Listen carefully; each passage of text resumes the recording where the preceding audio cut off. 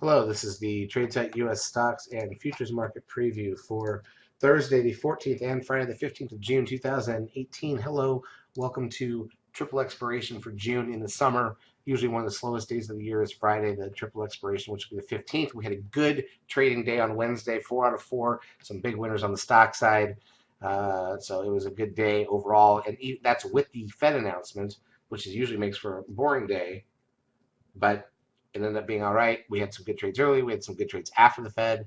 It's a good way to go. Here's a look at the ES front month futures contract. This is the daily chart of the broad market futures form. As you can see, we came back a little bit. Did not break out of that 2,800 range.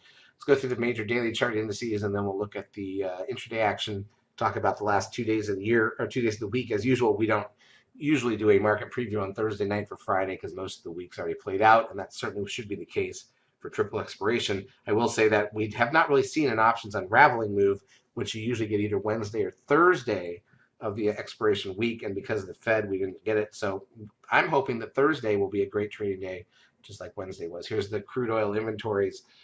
Crude oil number down 7 cents for the session. That's no big deal. Gold up $1.41. These are all blips, no movement at all. S&P cash index was down 11.22.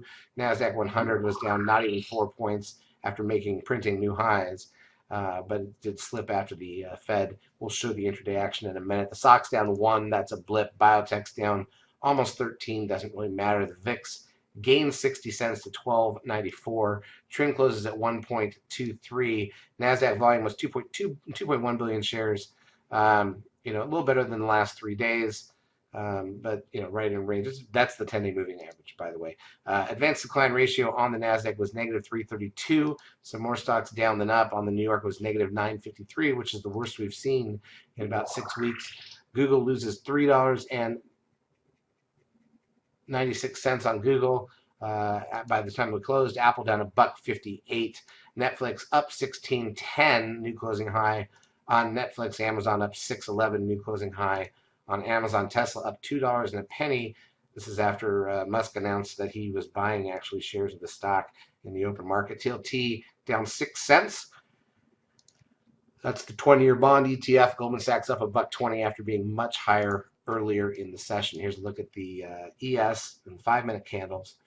So you can see here's Monday, Tuesday, and Wednesday so far. So far for the week, guess what? We just filled the gap back to Friday's close and a little bit more. Basically closed right where we closed Friday. So the net of the last 3 days is nothing. Monday and Tuesday after the gap up Monday were flat. Wednesday we sold off after the Fed. Look, we sold off. We bounced on the Fed at the beginning of the press conference, and then we sold off right into the close and after.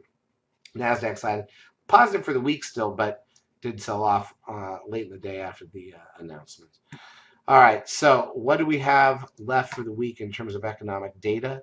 Let's take a look at that. Thursday, retail sales, the weekly initial and continuing jobless claims and import-export prices, an hour before the bell. Business inventories 30 minutes into the market, natty gas an hour in. On Friday, we've got the Empire State Manufacturing Index an hour before the bell. Capacity utilization and industrial production 15 minutes before the bell. University of Michigan sentiment 30 minutes in. But again, Friday is triple expiration. That's the thing to remember. Typically, that means the market's pretty boring, especially in the summer. The June one in particular, very dead. Charts as usual brought to you by eSignal. If you've not yet taken a trial of our services, feel free to do so. We will help you out for a couple weeks. Have a great trading Thursday and Friday.